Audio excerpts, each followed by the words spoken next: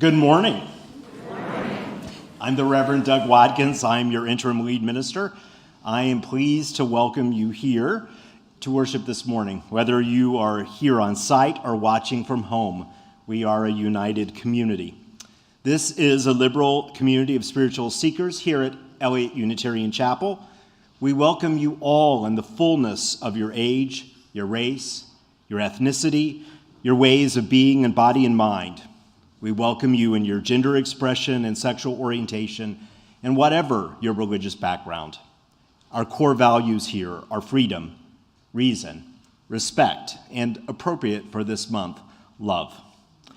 If you are visiting for the first time, we offer you a special welcome. We hope that you are greeted warmly here and that you find meaningful things in your time this morning. If you are online, we invite you to let us know that you're here by sending us an email at welcome@eliotchapel.org. If you are here, there is a form that hopefully you received. If not, go to a greeter and get one before you leave.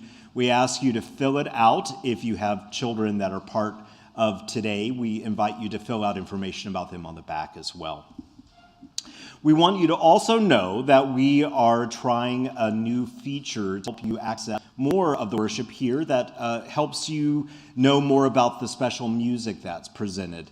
Adam has been preparing this week's music, and it is available to you in a variety of ways. There are copies posted right in the entranceway under the music bulletin board and back there, and you can take a picture of that on your phone so that you can see the lyrics while the choir is singing. You can always access that information on your phone directly by going to our order of service. If you need me to show you how to do that, I am happy to do so. The full service ministry here. And so we are very glad that you are here. I am very glad that Lynn Murphy is going to join me today in presenting our opening words and our chalice lighting.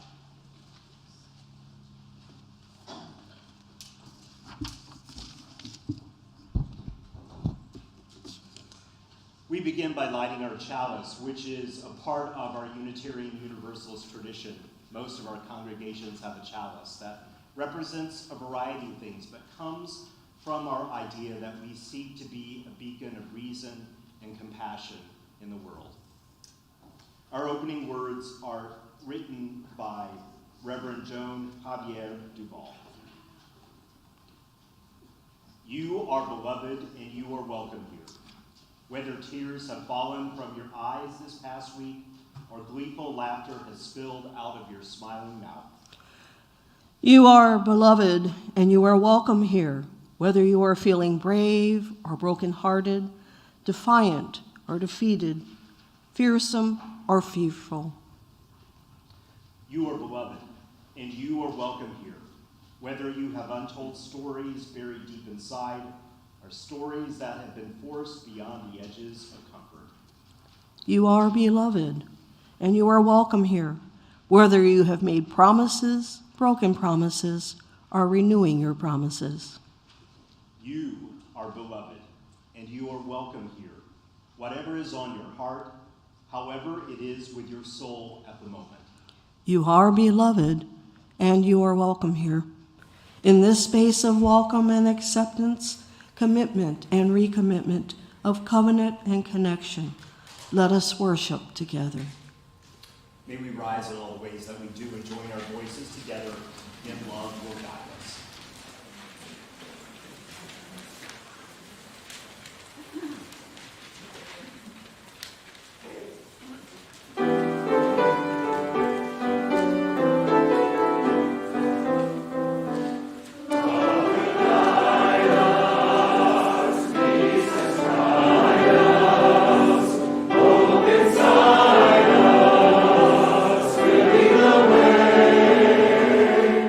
The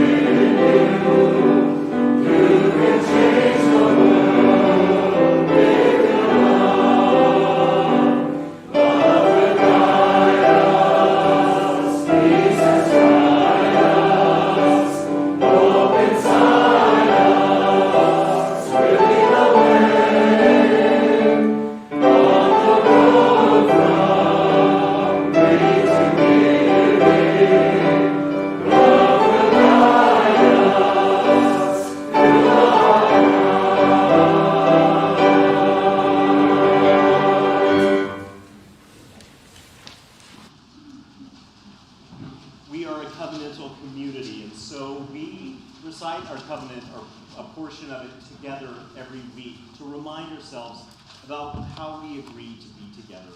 Lynn will lead us as we join in the covenant print in the order of service. Thank you. Of course, I'd rather sing it, but we will say it together. As a free congregation, we promise to one another our mutual trust and support to create beloved community. We promise to be kinder to each other than we have to be, to listen fully to each other with an open mind and heart, to speak responsibly and respectfully, to find ways to improve our church for all members and friends. Thank you. Thank you, Lynn. And I'm happy to welcome Scott here to join me in our Time for All Ages. Welcome, Scott. Good to be back. Our Time for All Ages this morning is titled The Perfect Heart by Paulo Coelho. A young man was standing in the middle of the town proclaiming that he had the most beautiful heart in the whole valley. A large crowd gathered, and they all admired his heart, for it was perfect. There was not a mark or a flaw on it. But an old man appeared to the front of the crowd. I'll be playing the old man today, and said, "Your heart is not nearly as beautiful as mine." The crowd and the young man looked at the old man's heart. It was beating strongly, but full of scars. It had places where pieces had been removed and other pieces put in, but they didn't fit quite right, and there were several jagged edges. The young man looked at the old man's heart and laughed.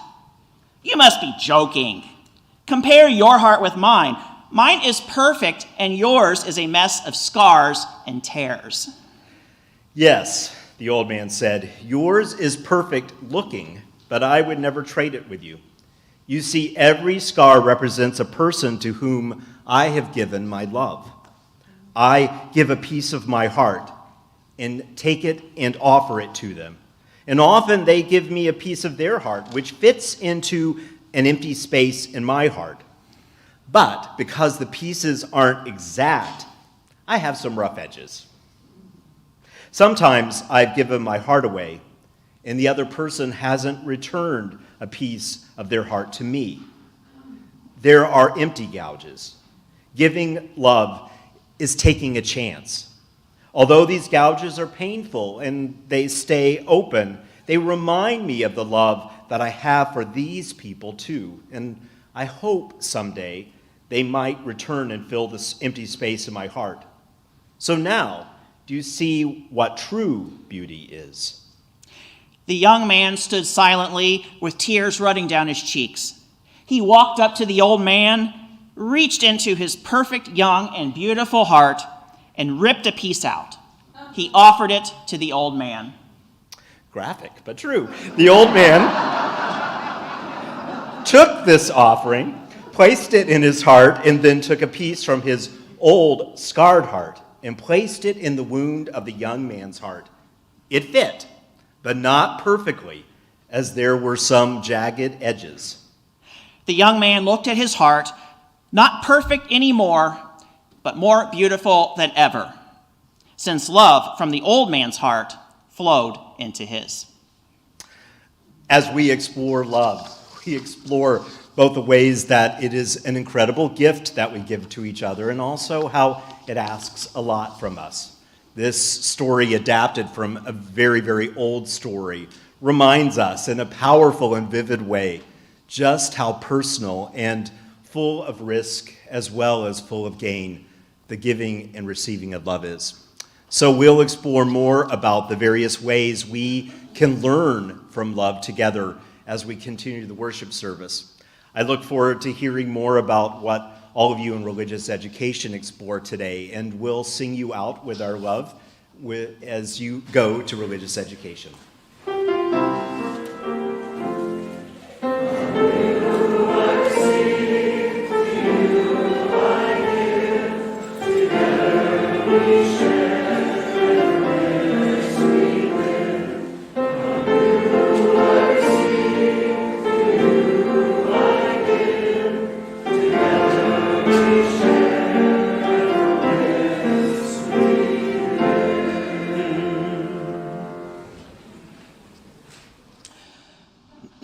invite you now into a time of reflection and centering and prayer.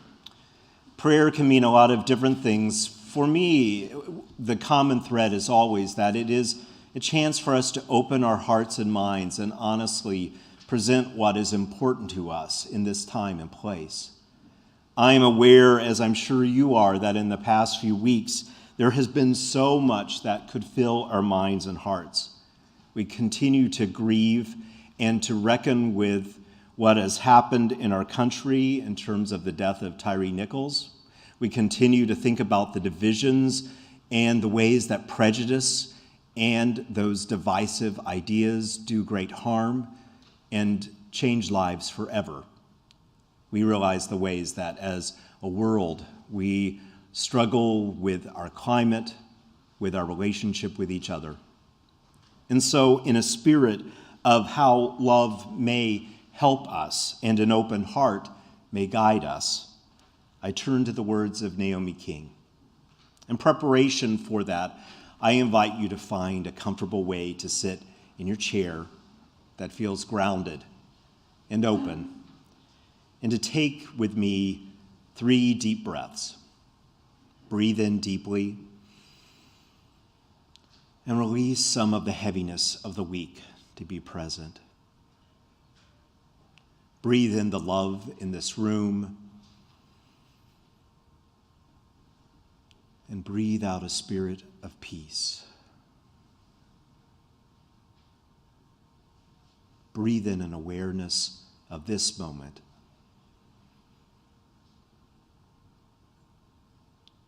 And let yourself be.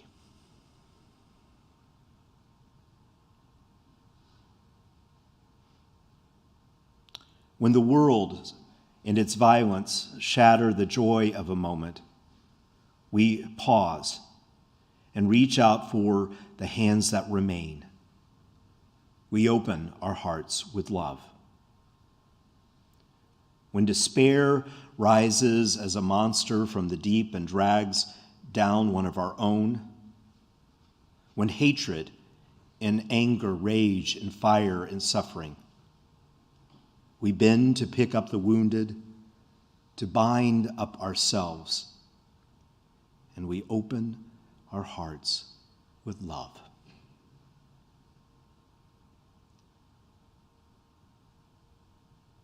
When fear whispers, build more gates, add more locks. Blessed are those who defend themselves. We rock those fears to sleep and let them rest. Knowing that people will do unspeakably cruel and horrible things, we know this fact. We live and die this daily, all around the world and in every community and in every land. But we know the answer is found only with one action, and so we open our hearts with love. We remember the ancient words that hatred never ceases by hatred, but by love alone can be healed. This is the truth we seek to affirm. We live with courage and with a wider and wider circle of that force that bends our lives to the ones of mercy, justice, and compassion.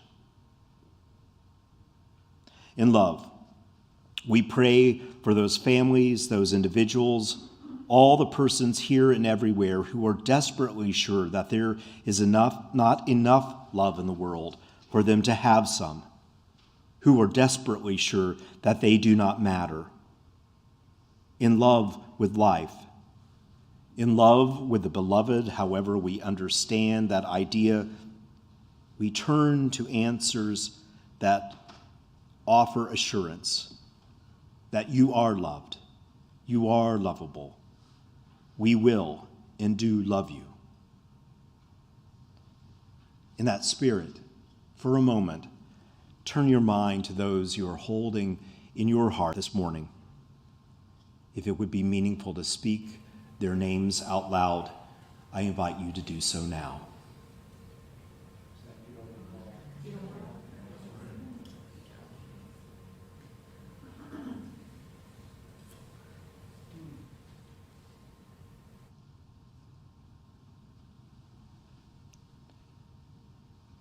may you take a moment this morning to attend to your own heart.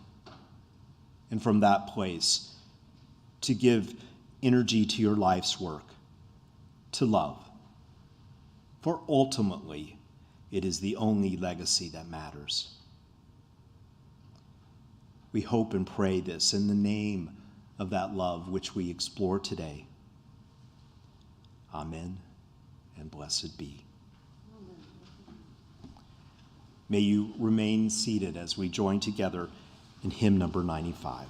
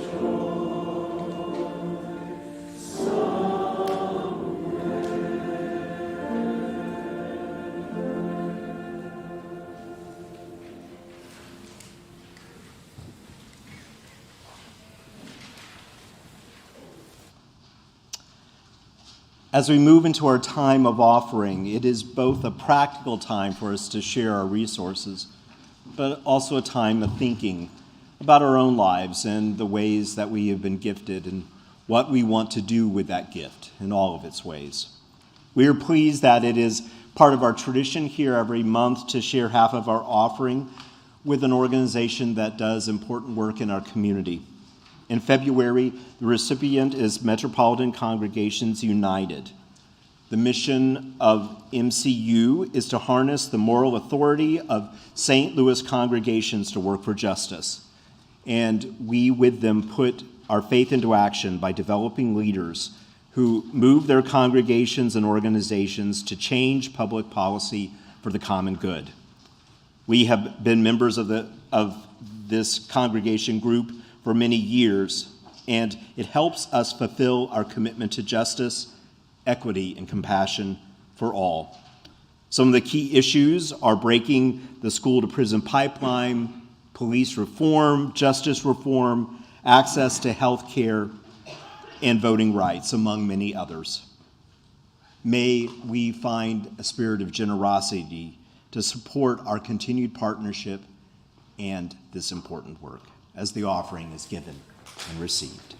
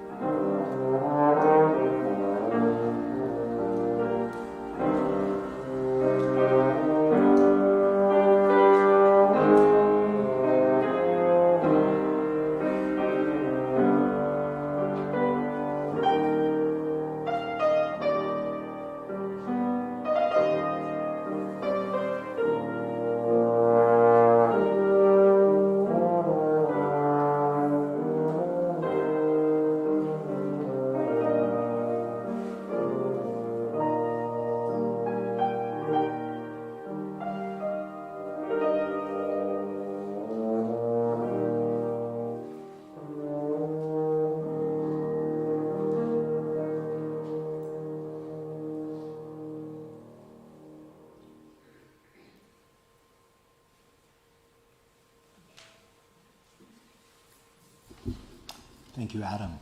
As the offering is brought forward by our greeters, I invite us to join in blessing this good offering and good work with the dedication of gifts printed in your order of service. Together may we say, to the work of the church, which is weaving a tapestry of love and action, we dedicate our lives, and these are offerings. Thank you. Thanks to all of you.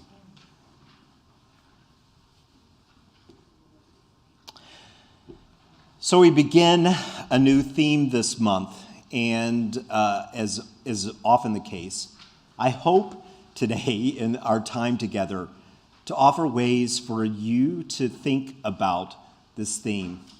Some of them may fit more directly with you, and some of them may seem a bit more distant. But throughout this time, and I'll divide it into two parts with the anthem in the middle, I invite you to find your own direct ways of thinking about love. Valerie Kaur, who is a Sikh educator and activist, wrote this very personal reflection. This word love, I feel like our culture has done great damage to the word. My daughter is 11 months and my son is 4 years old now. In the moment that they were put on my chest, I had that rush of oxytocin. It's a falling in love. Most of the time when our culture talks about love, they're talking about that rush of feeling, being swept away, and it's delicious, and it's delirious, and it's what we live for. It's glorious, and it's fleeting. And it's something that happens to all of us, we hope, right? We fall in love like we fall into a jar of honey. It's something that happens to you if you're lucky. That's our only definition sometimes of love. Then we are told that love is the most important thing in our lives, and yet it is something that we have little control over. No wonder so many of us are so anxious about what it means to love. What would it mean to expand that definition? She continues, I didn't know until this weeping, sobbing, shaking feeling, that rush and falling into love. And I looked over at my mother, who had been my midwife this whole time, and she was unpacking her bag, getting ready to feed me. And I realized my mother had never stopped laboring for me. My mother had an arranged marriage when she was 18, and she and my father decided our daughter is not going to have this kind of life. She's going to be able to love freely. I thought I wasn't supposed to be like my mother, and all this time she was showing me what love actually is. Love is more than a rush of feeling. Love is sweet labor. It is fierce. It is bloody. It is imperfect. It is demanding. It is life-giving. And it is a choice that we make over and over and over again. So as we begin this new theme, it seems in some ways deceptively simple and yet also maddeningly complicated. What do we even mean by love? What is our pathway to love? That is actually the overall theme, is finding our pathway to love. And isn't it possible that it might be more appropriate to understand not so much finding our pathway to, but finding our way in the midst of love? More on that in a minute. But as you will hear me say probably in every single intro sermon, we begin where we are. And I am aware in this time and place that love is still teaching me. Love is teaching me in ways that are at times brutally obvious and other times as subtle as the movement of the earth. And still other times, love is working in the deep recesses of my dreams or just below the surface of my thoughts. But very often, it is working in the nitty-gritty of how I live each moment. And I dare posit that love is teaching you too. And there may be some common pathways between what I am learning and what you are learning, or maybe not. But I invite you, as we explore this morning, for you to think in your own mind and heart what love might be trying to teach you about your life now. Even if we begin to look at our journey of how we have changed our understanding of love, that word You know I have to do something like an etymology at some point in my sermons. They're not a sermon as a Unitarian Universalist otherwise. Well, the thing is that there's an interesting bit of insight in this. Because when the word that we now translate love was initially used, it almost always meant to find something pleasing. And over the years that moved into centuries, more and more, it moved into an idea of something that we praise or believe in. And then finally, as the more modern understanding of love, it became highly associated with trust. And if we think about it, that very old progression of the word has some truth to how many of us move and journey through love, even today. Think about how often what begins to invite us to love something or someone is that we find it pleasing. We find it interesting, engaging, lovely. And then we move into something that is deeper than that. We know it in a more complex way. And in the more meaningful sense of the word praise, praise is meant not so much to idealize, but to help us engage what is true and see within it its power, its goodness, the way it can transform us. And so as we move more deeply into love, we understand it as a place that has power, that changes us. And if we're lucky and we stay with it long enough, we learn the ways that we may trust in love, in what we love, in those people that we love, never perfectly, never without risk, almost always with bits and pieces of hurt. But that journey may be as ancient as human beings and our thoughts about love itself. And so, love asks us to think about some of the things that are core to our nature, and even how we understand our relationship with that force of love in our lives. And what I mean by that is that sometimes you may understand or believe that you move towards love in your life, that you discover it from afar and you get to know it better. But there is also a very ancient understanding that actually may be reinforced by science, that love may be something that we journey towards, but it is also something that is deeply ingrained in who we are. In religious language, it is understood perhaps that the creative force of the world actually creates us with love being at the center of that creation. And there are ways that we experience that, even if we don't consider ourselves to be religious. But from the religious standpoint, it is often understood in the way that the holy holds its creation as beloved. Jan Richardson writes this: "If you would enter into the wilderness, do not begin without a blessing. Do not leave without hearing who you are. Beloved, named by the one who has traveled this path before you, do not go without letting it echo in your ears. And if you find it hard to let it in your heart, do not despair. That is what the journey is for."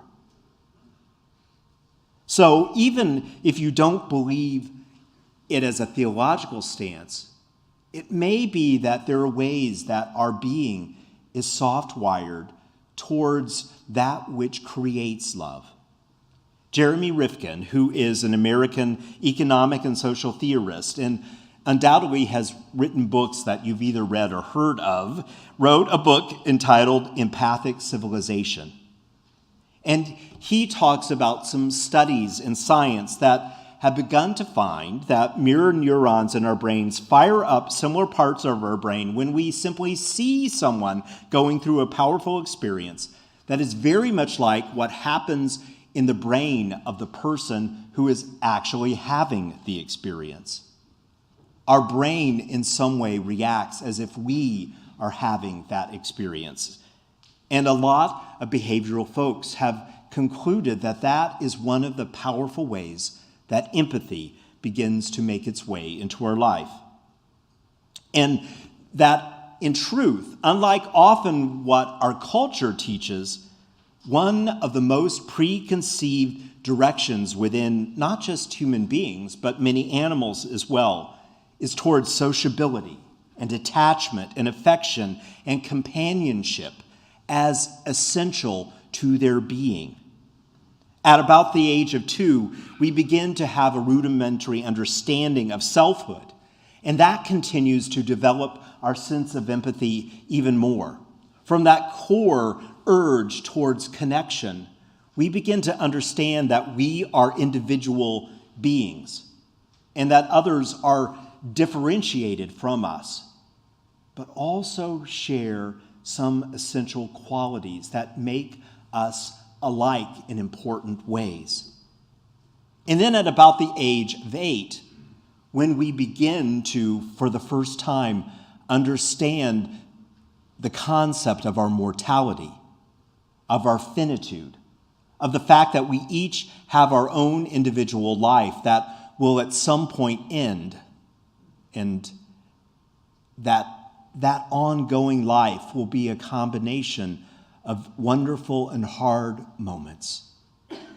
The more that we understand that as we mature, the more that empathy gains greater and greater depth. It may be when we really get to the heart of it that we are born in the midst of love. And what we do with our lives is deepen into it, discover more about our true nature, and become more fully ourselves. I invite you to think about what love is teaching you, and especially what you remember about some of your first lessons about love. I think about my first lessons almost certainly came from 3 sources: my father, my mother, and my pets. Those were the places as a child that I learned most powerfully what it meant to love and be loved. My mother, in her complexity and her strange sense of humor. I remember one day that I came home from school because I was sick, and they had called first, and she had answered the phone, and so I walked all the way home, and I walked in the house, and it was empty. I was calling for her. I was about 9 years old. And I was looking all over the house. I mean, she wasn't there. And for some strange reason, I went into the bedroom, and I don't know why I did this to this day, but I had this funny feeling, and I pulled up the cover, and I looked under the bed, and there was this body under the bed. And I ran screaming out of the house at the top of my lungs. And when I turned around, my poor mother was running after me, laughing and horribly embarrassed. She decided it would be hilarious to hide under the bed when I got home to see if she could surprise me. And to this day, until her dying day, I never let her forget about the most horrifying moment in my life. But it taught me, actually, about the strangeness of how we love each other and how humor is an incredibly important part of us know more about life. I think about how one day when I was 8, that age where we begin to learn more about the depth of life, how my father invited me to go with him on his route as a milkman, where he went from school to school delivering milk. And in that process, I saw how hard he worked. And I didn't know it at the time, but I put that away and realized that throughout his life, the way that he worked hard was one of the ways that he knew how to show love. And probably I didn't appreciate it fully until long after he was gone. How has love been teaching you? How is it teaching you now? As we move into thinking and listening to the song in a few moments, I will invite us in the second half to think about how love continues to urge us on and what deeper lessons it asks us to think about in life. Let's take a pause, let the music help us think about our own learnings about love.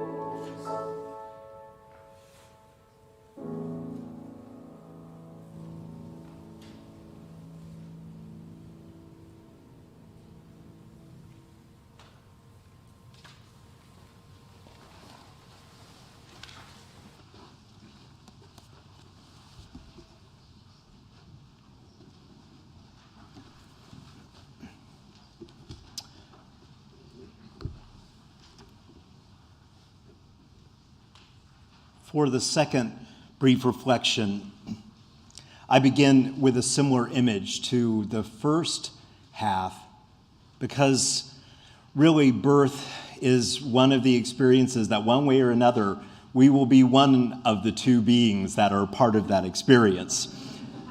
And this is taken from the poetry of Ellen Bass for my daughter on her 21st birthday. When they laid you in the crook of my arms like a bouquet, and I looked into your eyes, dark bits of evening sky, I thought, of course this is you. Like a person who has never seen the sea can recognize it instantly. They pulled you from me like a cork, and the love flowed out. I adored you with the squandering passion of spring that shoots green from every pore. You dug me out like a well.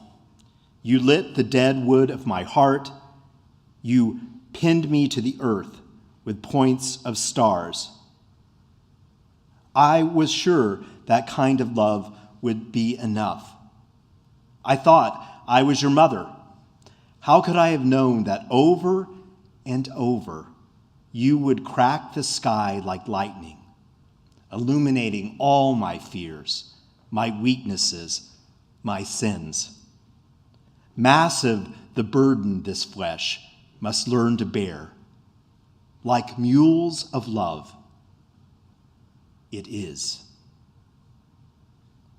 So how is love calling us to some of the more complicated and powerful lessons in our lives?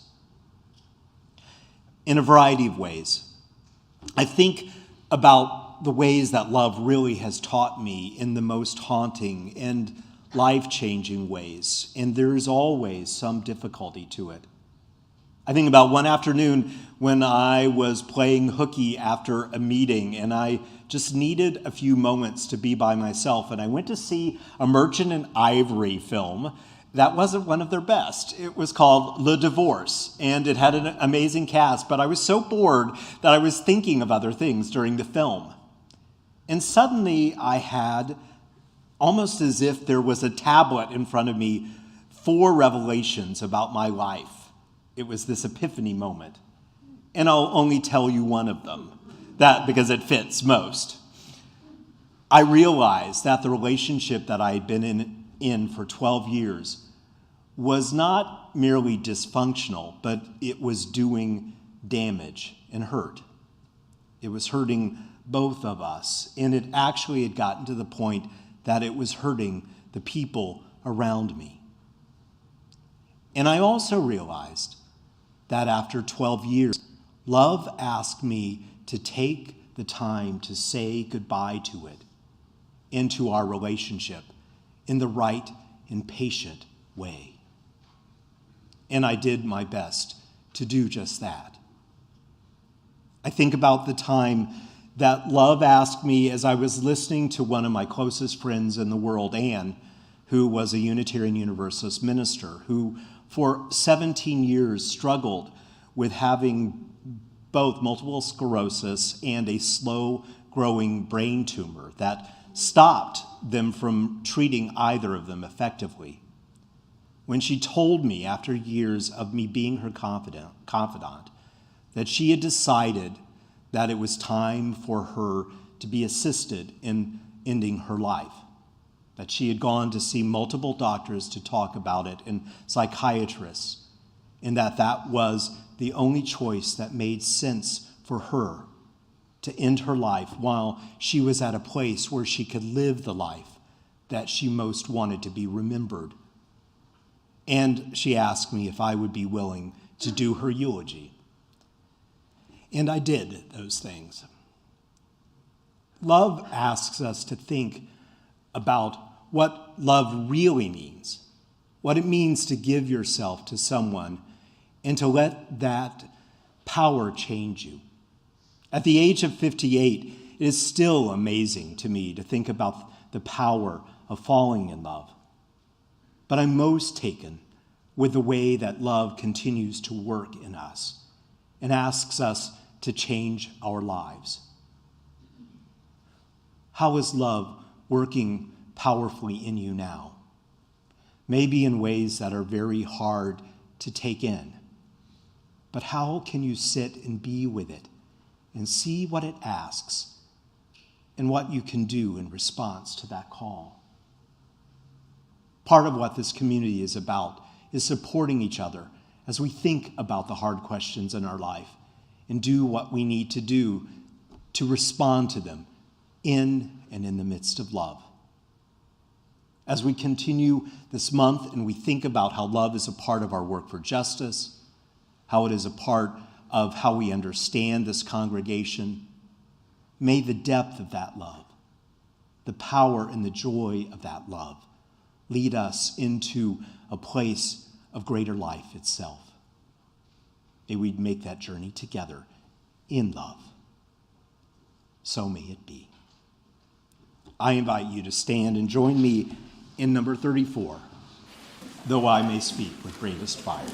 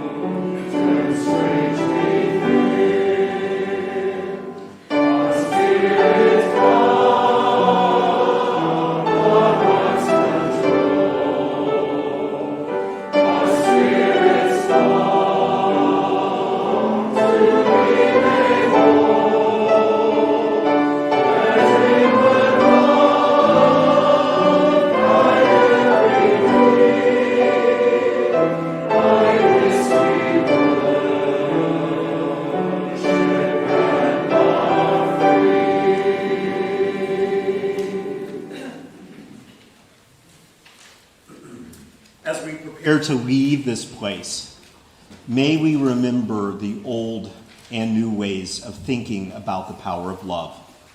May it give us patience when we need it. May it give us a deep grounding in our own lives when we need it. May it connect us with who we really are when we need it most. We extinguish this chalice,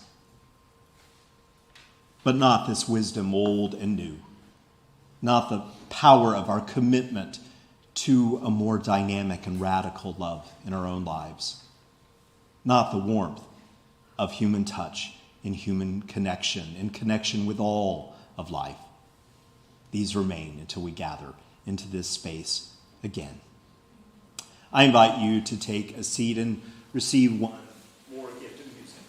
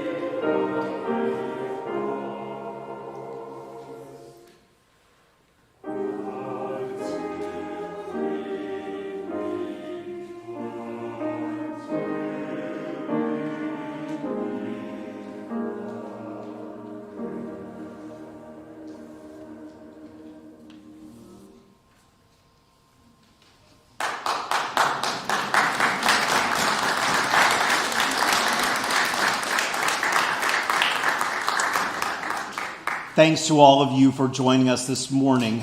I invite you as you leave. One, you're definitely welcome to stay and have social time together. You can do that in Adams Hall or in any little nook or cranny where you can chat together.